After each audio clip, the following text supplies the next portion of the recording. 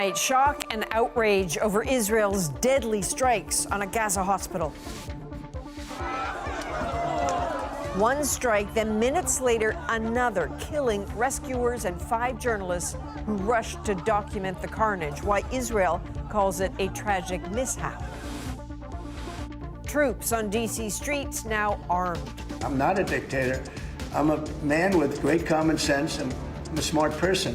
At the U.S. president's orders that National Guard around the country be ready to patrol other cities. In major markets, home prices are falling, so is now the time to buy. The buyer has a lot more power. We break down what first-time home buyers should consider before they make that offer. From CBC News, this is The National with Chief Correspondent Adrian Arsenault. Thanks for joining us. There is growing condemnation tonight of Israel's deadly attack on a hospital in southern Gaza. Among the dead, healthcare workers and journalists. The Israeli Prime Minister says it was a tragic mishap. Ottawa calls it unacceptable. Gaza health officials say at least 20 people were killed, including 5 Palestinian journalists working for international news outlets. It happened in 2 strikes. The first hitting the top of the hospital. The second, within minutes, was caught on camera. Now, we're going to show you that video. It's hard to look at. We don't know the fate of everyone captured in it, but seeing the first responders at work, the apparent precision of the strike matters, and what happened here is already under investigation. Sasha Petrusik takes us through it.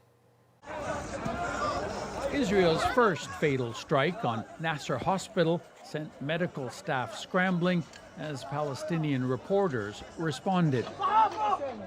It was the second hit, though, the so-called double tap, which proved even more deadly. Rescuers arriving to help those injured, journalists on a staircase they routinely use. The photographer in the red on the left survives, but you're about to see the second blast. Then it's hard to watch.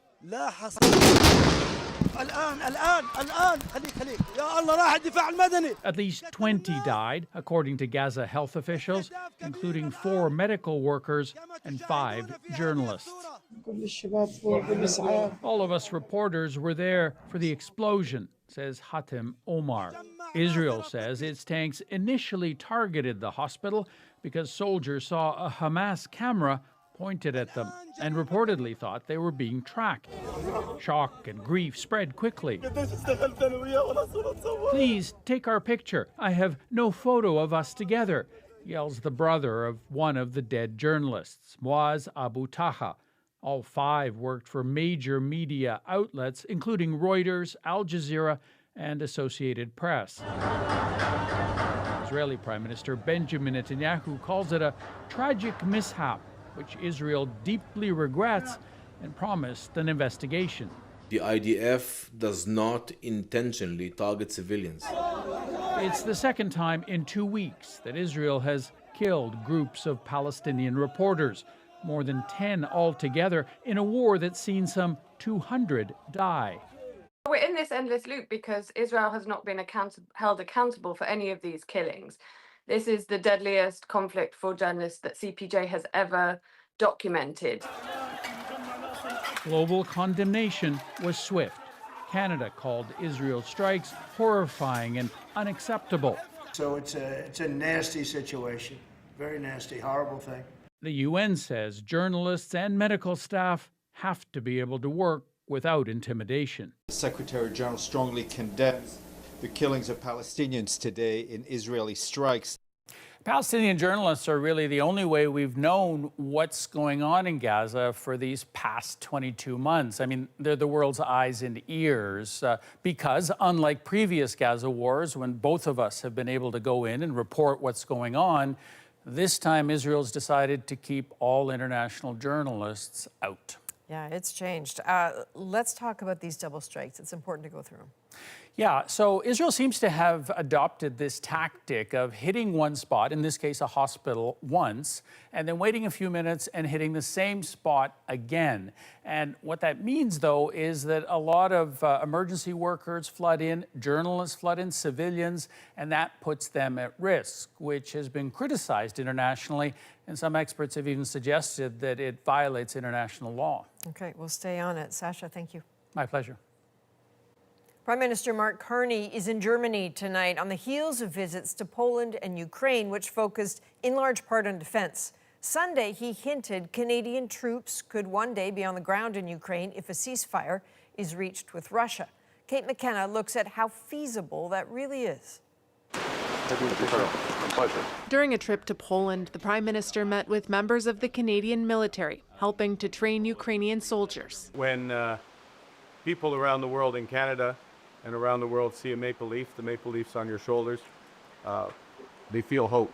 The prospect of life after this war is beginning to shift into focus. On Sunday, Mark Carney said Canada could play a peacekeeping role if there's a ceasefire. I would not exclude the presence of troops.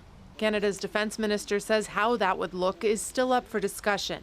When he was speaking in the context of a whole series of possibilities, and that's very difficult to prejudge.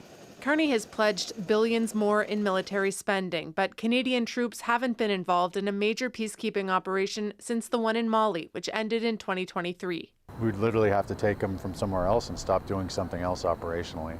Defense experts say the Canadian armed forces are already stretched thin. We've got a significant shortage of troops right now. We're starting to get that problem fixed, but we basically just have people on the front end of a training system. Canada has such a weakened military. There's limited capabilities that we can do after the 10 years of total neglect that we've had. Plus, there's no sign of any imminent ceasefire. The Russians have repeatedly said that they will not accept NATO members as peacekeepers. So in other words, if that's simply not going to happen, Canada can, along with Switzerland and Australia and some of the other countries are saying that they're thinking about doing this, maybe just doing this for posturing's sake. Canada seems willing to go a step further than Poland. On Monday, Mark Carney met with his Polish counterpart, who said his country's not prepared to send any troops to Ukraine. Still, all of this is just planning until there's a peace deal in place. Kate McKenna, CBC News, Ottawa. The Prime Minister's trip is partly about defense and partly about trade as Canada looks to strengthen European ties amid the U.S. trade war. Mark Carney is also visiting Germany and Latvia while his Canada-U.S. trade minister heads to Washington. Dominic LeBlanc is set to meet with U.S. Commerce Secretary Howard Lutnick in the next few days.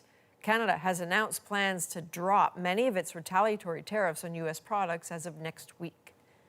Well, tonight, armed troops are patrolling the streets of Washington, D.C. It is all part of an escalating law and order crackdown by the U.S. president. As Ashley Burke explains, Donald Trump warns Washington may be just the beginning. National Guard troops now armed in the Capitol. Some units patrolling the streets with pistols and rifles. So it could be any military weapon? The weapons authorized 2 weeks into their Washington deployment as U.S. President Donald Trump escalates his plan, he says, to crack down on crime. I don't see a need for it. Some D.C. residents describe it as unnerving, while others seem unfazed. I think it's dangerous. I mean, there's a reason to have a gun, and that's to shoot people. You don't want it to be a battle out on the streets of D.C. It's going to make certain people feel safe. It's going to make some people feel, have fear. But with me, being born and raised here, I just go about everyday life. The Trump administration says the troops need guns to defend themselves and others. At your direction as well, sir, it's just common sense to make sure they're armed. Trump's testing out a model in Washington he says could expand to other Democratic-run cities, including Chicago. They say, we don't need him, freedom, freedom. He's a dictator, he's a dictator. A lot of people are saying maybe we like a dictator. I don't like a dictator. I'm not a dictator. I'm a man with great common sense and I'm a smart person. Then came the president's strongest sign yet. He plans to expand the military's role across the country. Is that a good signature? Seriously, is that a good signature? The president showing off a new executive order to create specialized units of National Guards to respond to a crisis or event if local and state authorities aren't free or are too overwhelmed. I am concerned that this is just an effort to deflect attention from other failings of the administration. I worry that it is a way to exert power. Trump is now warning that he can deploy the military anywhere in the U.S. within 24 hours. Ashley, I hear you about those members now being armed, but how is the role of the National Guard potentially going to change now? Well, Adrian, many of these troops are not full-time soldiers, and in the past, they've often been deployed to natural disasters and occasionally some cases of civil unrest. But what this executive order appears to do is create a force of these soldiers that the White House can deploy at any time for all kinds of situations, and that's raising all kinds of legal concerns. Indeed. All right, Ashley Burke tonight in Washington. Thank you. Still with the U.S. now, the Maryland man who spent months in an El Salvador prison after being deported by mistake is again facing deportation tonight. Kilmar Abrego Garcia is once again in custody just 3 days after he was released. Nicole Williams shows us why he's come to represent a policy some call vengeful. An emotional embrace between Kilmar Abrego Garcia and his wife before being painfully separated yet again. Mr. Abrego Garcia was taken into custody by ICE this morning. Crowds gathered at the Baltimore immigration office to protest the arrest of Abrego Garcia just 3 days after he was freed. We are all Kilmar! We are all Kilmar! The construction worker was deported by mistake to his home country of El Salvador back in March, spending months in a notorious prison. The Trump administration claimed he was part of the violent MS-13 gang, an allegation he denies. Officials finally returned him to the U.S. in June following a court order to charge him with human smuggling. He was released from custody on Friday. Abrego Garcia was ordered to check in with immigration officials Monday. His lawyers say officials are trying to coerce him to plead guilty to the criminal charges, promising he could be deported to Costa Rica or refuse and be deported to Uganda. They're weaponizing the immigration system. The Trump administration has said Abrego Garcia will never go free on American soil. He will no longer terrorize our country. This case has become a flashpoint of Trump's zeal for deportation. No, we have that under control. Advocates call it a dangerous precedent for immigrants in the U.S. If this lies and coordinated government cover-up can happen to Kilmar, it can happen to anyone, and that is scary. Adding to the drama late Monday, a federal judge said deporting Abrego Garcia at this point is absolutely forbidden. Promise me that you will continue to pray, continue to fight, resist, and love, not just for me, but for everybody. Continue to demand freedom. Nicole Williams, CBC News, Ottawa. Back in Canada, a ferocious wildfire in Nova Scotia doubled in size overnight, prompting more evacuations.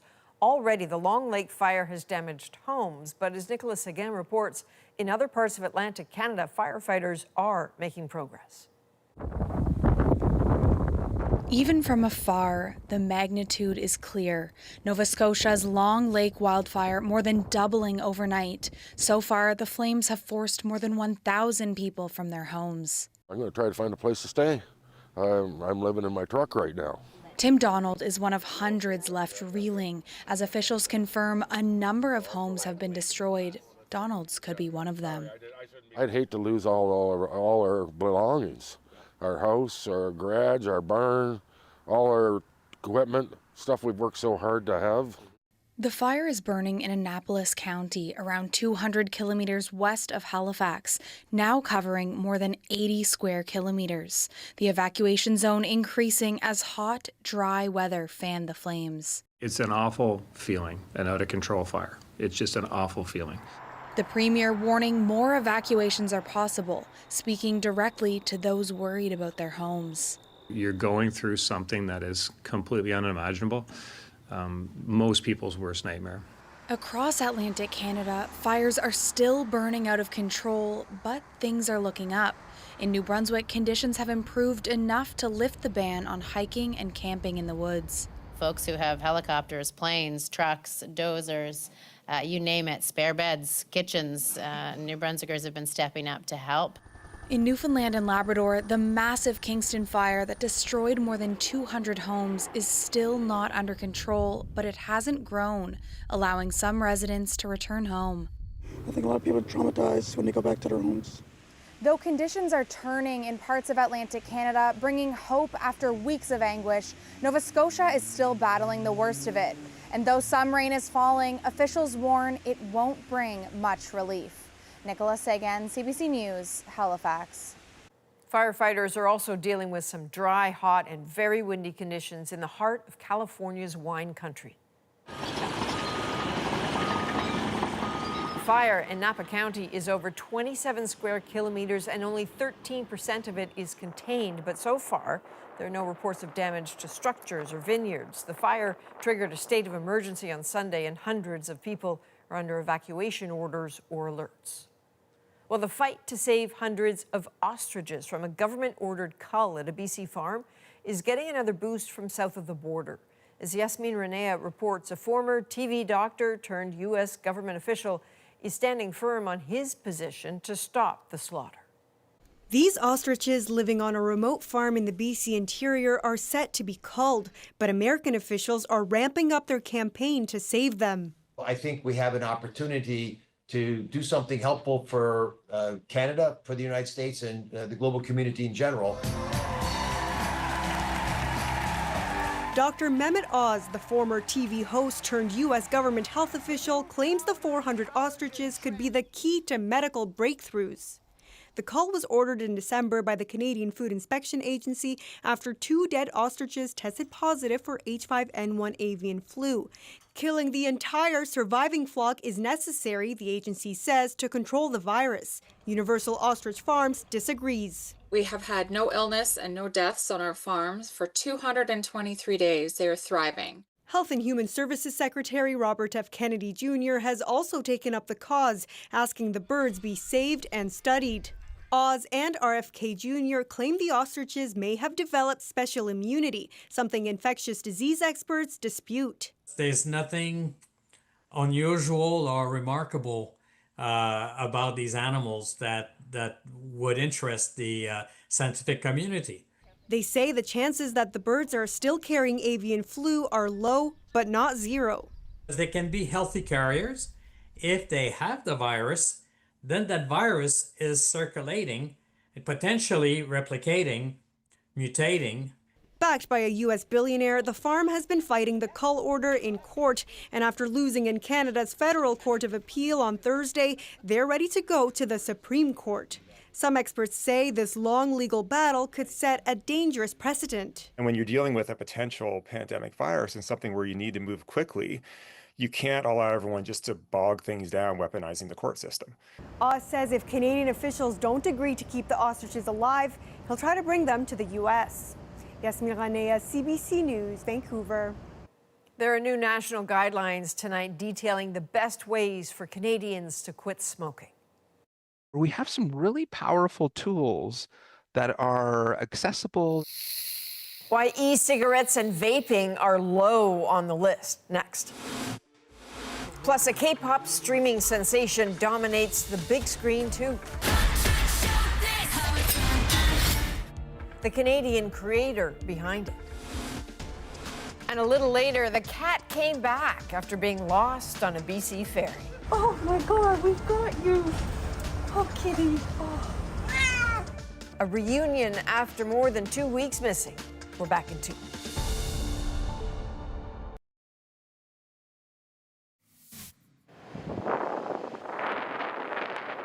This is a look at really the raw power of Typhoon Kajiki battering the coast of Vietnam and forcing more than 500,000 people out of their homes. Wind speed was clocked as high as 166 kilometers an hour. Residents are on the alert for possible landslides and flash floods. Well, smoking has been declining for decades in Canada, but it's still one of the hardest habits to kick. Some turn to e-cigarettes and vaping to try to quit, but as Christine Bierak reports, New national guidelines are advising medications and counseling instead. Smoking kills around 48,000 Canadians a year, more than alcohol, opioids, suicides, murders, and traffic collisions combined. Now Canada's first ever national guideline is out to help people quit. A list of proven strategies, including in-person or text-based counseling, nicotine replacement therapies, even a natural health medication. We have some really powerful tools that are accessible. But perhaps surprisingly, e-cigarettes or vaping are low down the list of aids. It's definitely not a go-to first-line choice, especially when there are so many other effective approaches available. Let me hypnotize you to quit smoking. For many, though, it's tough to figure out what is effective. With profit-driven ads, flooding feeds, doctors warn smokers need help. So I know this stuff works, guys. I am proof of that. We asked a doctor about some of those claims. So here are some of the things that people might be hearing work. Acupuncture. Doesn't really work very well. Hypnosis. Doesn't really work very well. St. John's wort. No good evidence that it does anything. He says if something's helped someone, great. But the reality is, people need to know that their chances are way better if they get help, and they should be open to that, and that there are many options that work, and we can help them find one that works for them. We help patients. This addiction hospital is welcoming the guidelines, which include an old, cost-effective medication called cytosine. It mimics nicotine's effect in the brain. When nicotine shows up, it blocks nicotine from acting. So the experience of the person smoking will say, you know what, my cigarettes, I can't finish my cigarettes. I don't like my cigarettes. I can go longer without cigarettes. And what it does is it sort of boosts their willpower to stop. I'll never stop thinking about quitting. It would be smart. Of course, I'm not a stupid person. I'm just an addictive person. New help for a deadly old habit. Christine Birak, CBC News, Toronto. Well, it's already a smash hit with kids and their parents, and now it is cleaning up at the box office. You don't really expect this kind of reaction. The Canadian behind the craze of K-pop demon hunters. Plus, home prices in many parts of the country are unusually cool. I haven't seen such a good time for a first-time buyer in years and years and years. But how long will the buyer's market last? Plus, accusations of fraud preying on the hopes and dreams of would-be immigrants. I felt like I'm never going to get my money back anymore. A CBC News investigation into an alleged pyramid scheme. The National breaks down the stories shaping our world. Next.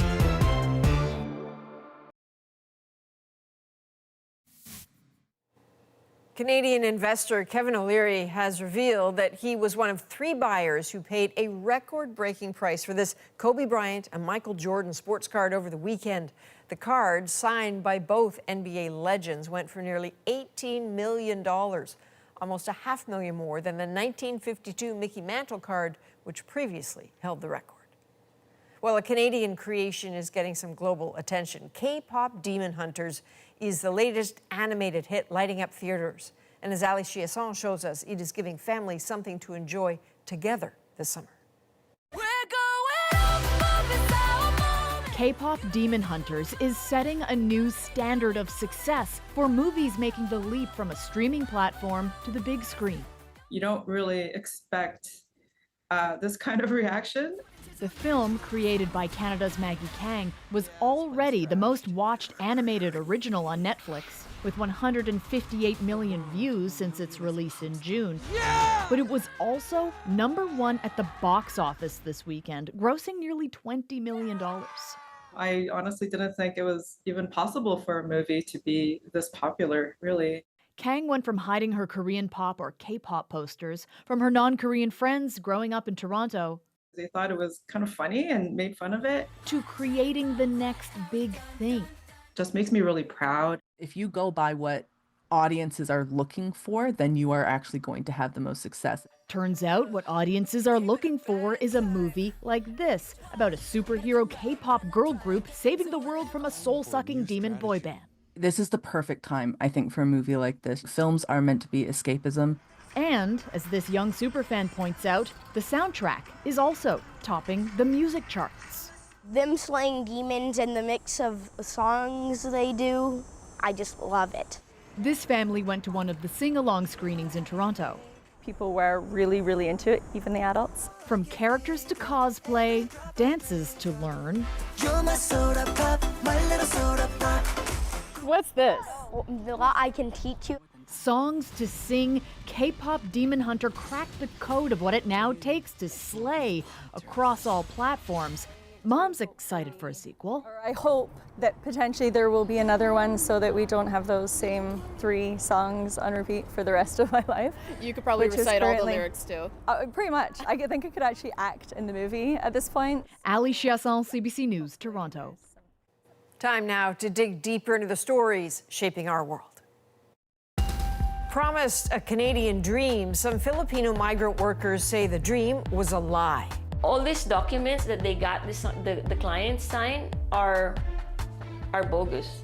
Why a former employee calls a Vancouver-based recruitment agency a pyramid scheme. But first,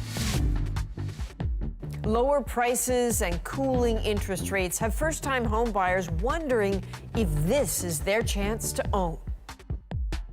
Ashley Fraser breaks down what is happening in the real estate market and the costs to consider before diving in. So this year, we've been hearing about the cost of housing continuing to drop across Canada. Canadian real estate just fell the furthest and closest it's ever been to a buyer's market that we've seen in over a decade. There's more price reductions each day than sales.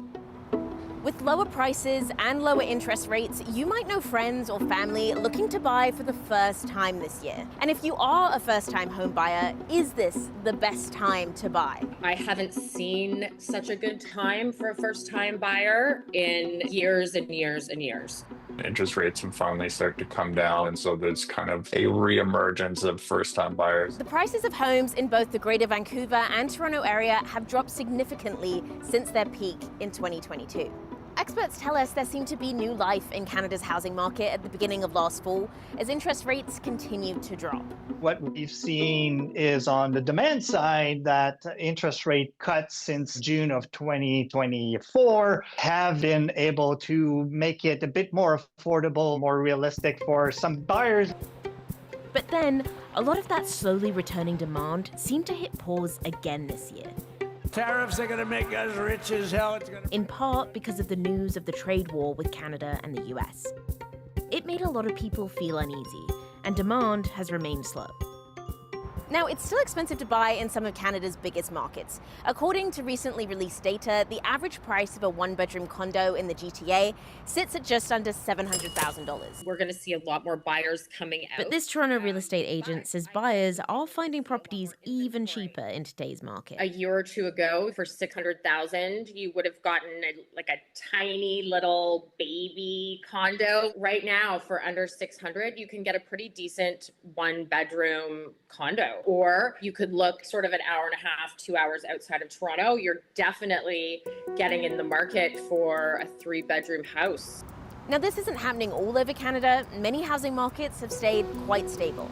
Out in the prairies, prices continue to rise in Saskatchewan, for example, and Winnipeg. We've seen tighter supply demand conditions, and that's a little bit the same case in parts of Quebec. Quebec City, for example, that's a very tight market, and parts of Atlantic Canada as well. But for some in those expensive cities, the experts we spoke to say the increased level of supply has made it even easier for first-time homebuyers to get into the market.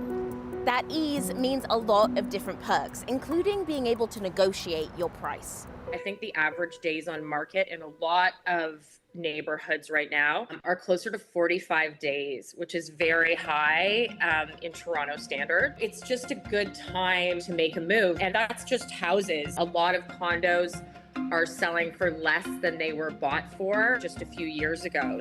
And Haddon tells us that this also means buyers can ask the seller for more when making an offer. You can ask for the closing date you want, make the offer conditional on a home inspection or getting your financing in order. The buyer has a lot more power. Okay, it could be easy to feel pressure right now to buy, especially after years of seeing the market go up so much, so quickly. So is it now or never? We'll get to that. But first, what does a first-time homebuyer actually need to purchase a home to make it worth it versus renting? A lot of people probably start with the real estate agent. They start looking at realtor.ca or whatever tool they have to start perusing homes. And in a way, you're doing yourself a disservice because you might be looking at stuff that might be wildly outside your budget. So what can you actually afford? For someone buying their first home, Tully walked us through what your monthly outgoing costs would be in order to afford a $600,000 property. kind of the golden rule is that you will qualify somewhere around 4 times your income based on current interest rates and amortization allowance. Plus, you need a down payment of at least 5%, so that's around $35,000.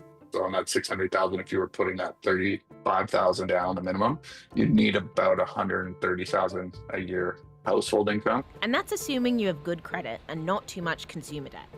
So how much would the mortgage be each month? And with the minimum down payment, you'd be paying about $3,250 a month. There's a lot of money to consider when you're thinking of buying, especially closing costs. They can include legal fees, home inspection fees, and there's also the land transfer tax. Those can be kind of as much as like 4% of the home's value, quite a significant amount of money above what you have as a down payment. Plus, depending on the type of home you buy, you might have to consider maintenance fees. Then there's utilities, property tax, and insurance, and those costs don't tend to go down. A lot of these things are really built into rent. And so you want to do that direct comparison to really understand what that cost is going to be to you for owning versus renting to make sure it makes sense. But back to now, how long will this buyer's market last? I think we're sort of close to the bottom of where we're going to be. I think in January, February 2026, especially if rates go down, there's been such a backlog of buyers for the last few years that people are going to come out and they're going to start buying. And I think the competition will start again. As this economic uncertainty eases, it should lead the way for the recovery that was in motion back last fall to get in motion again. That probably marks a turning point, and those individuals are making their way back in the market. Then there's interest rates. They are currently lower than last year, which Hogue says still makes it a better time to buy. But no one knows for sure if there will be further cuts to come. Other analysts say looking at your own personal situation, like income, job stability, and financial goals, are better indicators that it might be the right time to buy.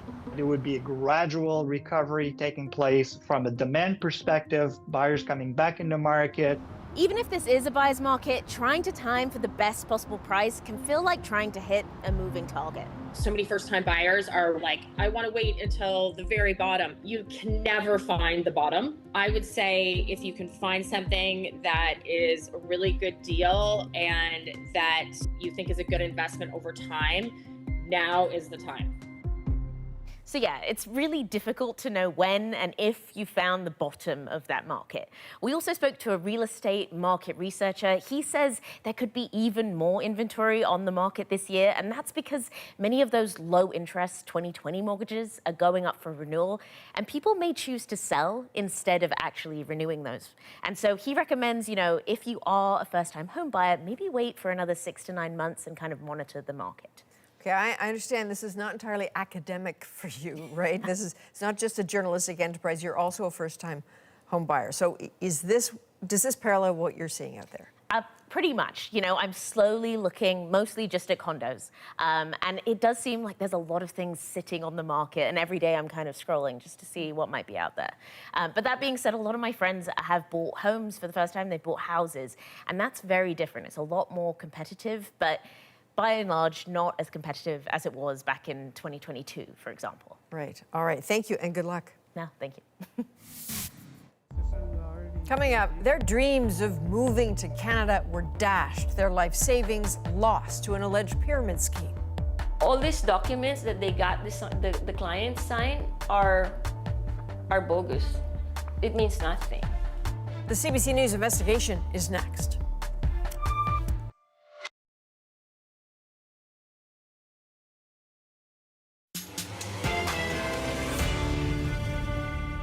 Eager for employment, Filipino migrant workers put their faith in a Vancouver recruitment agency to get them jobs and work permits. We just dreamt of going there. I dreamt of, providing for my, oh my God. Instead, they were caught in what one former employee calls a pyramid scheme. They realize that they've been duped.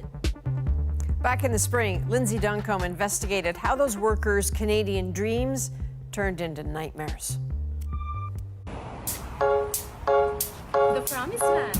We deliver the result. They were promised a Canadian dream. Now! Many now say the dream was a lie. Victims say they were scammed into thinking they had jobs, then recruiting others into the same trap. So basically our job is also to look for other candidates who might be interested to come here in Canada. Life savings gone. I felt like I'm never gonna get my money back anymore. In what this former employee calls a pyramid scheme. All these documents that they got the clients sign are bogus. It means nothing. The company? Promised Land Consultancy. The target? Filipinos looking for a better life. And my kids were excited about the snow. We were about to move to St. John's. That was the plan. Christian Ray Sualog lives in the Philippines. He's an accountant with 3 kids. A lot of people here are struggling, to provide for their families. Last year, a friend reached out with an opportunity in Canada. It looked legitimate to me because he was my close friend. So I said, okay, I'll try. I trust you. I don't know the company, but I put my trust in you. So let's talk about this. So that's how I met the Promised Land Consultancy. The promise? Pay $25,000 and the consultancy would do the paperwork, securing Sualog and his family permanent residency in Canada and a job in Newfoundland. He paid half in advance, more than $12,000. I had to borrow money. I had to use my car as collateral so I can raise the first payment. Since then, nothing. No job, no refund, no Canada. It's heart-shattering. And I barely slept since middle of last year. Turns out, Sualog and his friend were both caught up in a recruiting scheme run out of Vancouver. We are the La Chica family. We are now here in Vancouver, Canada. The Promised Land Consultancy, or PLC, offered an immigration fast track. Thanks to the help of the Promised Land Consultancy. Handling the paperwork for student visas, work permits, even permanent residency. Online posts targeted the Filipino population. Hi, I'm Joseph Miranda and I'm from Vancouver, Canada. It's CEO Joseph Miranda, a picture of success, showing off cars. Electric car, so beautiful. And look at the interior. Living large, taking trips. In the beginning, it seemed like a promising company. Rosanna Salida is a licensed immigration consultant. She was hired by the Promised Land Consultancy in March 2024. She saw red flags when she met her co-workers. After a week, I found out that they have hired tourists. Half of the people working there are all visitors. And they said that all of them are their clients. Red flag, because under almost all circumstances, it's illegal for people on a visitor visa to work in Canada. Here's what she figured out was happening. People would pay thousands of dollars to the Promised Land to secure a job. While they were waiting, the consultancy hired some of them to recruit others, even though they were not legally able to work. And she says, as far as she could tell, there were no real jobs. You can tell that the visitors were so shocked that they realized that they've been duped. On top of that, Salida says the company fraudulently used her signature. See, there's my signature. Digital signature that I used. More than a dozen times. So all these documents that they got the clients sign are bogus. It means nothing. After a month on the job, Salida quit. But first, she downloaded all the documents she could. CBC News added up the fees from those contracts and others we obtained. We found in a 9-month period between August 2023 and May 2024, PLC charged more than $2 million in fees to more than 150 people and collected at least $500,000. Some may have gotten what they paid for, but not these protesters. They never delivered on their promise. Late last year, they gathered outside the Promised Land's Vancouver office demanding refunds. Tama na, sobra na! Refund now! That's where we met Michael. We aren't using his real name. He's worried about repercussions. Basically, our job is to look for some people who might be interested to come here in Canada as well. Michael was one of the visitors who paid money for a job he never got and ended up having to recruit others. He lost his life savings and feels guilty for the role he played. These people are suffering right now because they couldn't get the refund, and for some of them, they tried to reach us to get help, but we couldn't really do anything as well because we couldn't even help ourselves. CBC News has learned Canada Border Services is investigating Promised Land Consultancy. That agency could recommend criminal charges to prosecutors. That's on top of 15 labor complaints and 11 lawsuits. And the Philippine government itself has put out a warning about the company. We reached out repeatedly to CEO Joseph Miranda and got no response. So we visited the Promised Land's last Vancouver location and found a sheriff's notice on the door. You can see there's the British Columbia Sheriff's Service on the door. It says, "We've made many attempts at contacting you." We called Joseph Miranda's cell phone, no answer. Others are desperate to get answers too. This is the bankrupt that I gave it to Joseph. That's worth 10,000. Lillian Tanoha is fighting to get her money back. She's a personal care worker in Vancouver. She paid $10,000 to the Promised Land Consultancy to secure a student visa for her niece. When nothing came through, she took Joseph Miranda to small claims court. This is also my first time to go to the small court and file the case, so everything here is just new to me. After an initial ruling in her favor, she received an e-transfer for $2,000. She's still fighting for the other 8. If somebody there connected to Joseph Miranda. She even tried to deliver documents in person to Joseph Miranda.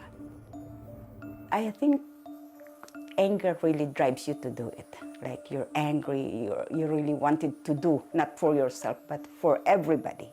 I despise them, and that still would be an understatement. Christian Ray Sualog is about to lose his car. He expects it will be seized soon to pay off the debt he took on to pay the Promised Land. The family's days of dreaming of a new life in Newfoundland are over. We actually know all the roads in St. John's, almost all of them, because we would do street view in Google Maps and show the kids what we're gonna do when we get there. So we just dreamt of going there. I dreamt of providing for my, oh my God, sorry. Sorry. The Promised Land is no longer operating in BC, but they have set up shop in California, still promising a better life in a new land. PLC Global remains under investigation by authorities. Now, since the story first aired, Christian, the man from the Philippines, says he has been overwhelmed by support and he was able to keep his car. He told one of our producers that when he went to surrender it, he learned his creditor had seen his story and allowed him to refinance the debt at a low interest rate. Next, a stowaway cat rescued after 2 weeks. They're now calling me the crazy cat lady, but that's okay. How Luigi was lost and then found in our moment.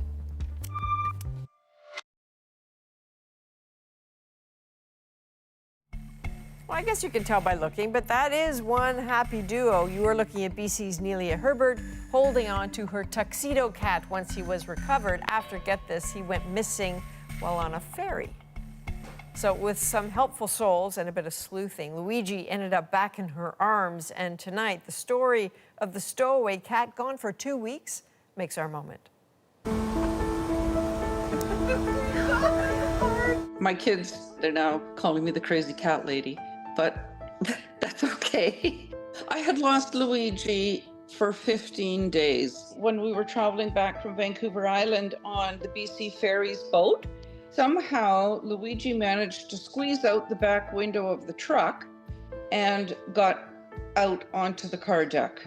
I was feeling that, oh, he's gone. I then put out a social media post. As a result of that post, Karen from Halo's Pet Rescue got everybody on board with looking for Luigi. So we had photo confirmation that Luigi was there under the drop trailer worksite. Karen's search dog Halo was able to locate Luigi hiding in a back corner. Within 20 minutes, we were reunited, and it was just amazing. Luigi's back. Everybody's happy again. It's just perfect. Okay, Luigi, what were you doing for those 2 weeks? On the ferry, back and forth, or off the ferry right away? We were saying here that we have no doubt that the dog was more than happy to help look for the cat. From all of us at the National, thank you for being with us. I'm Adrienne Arsenault. Take care.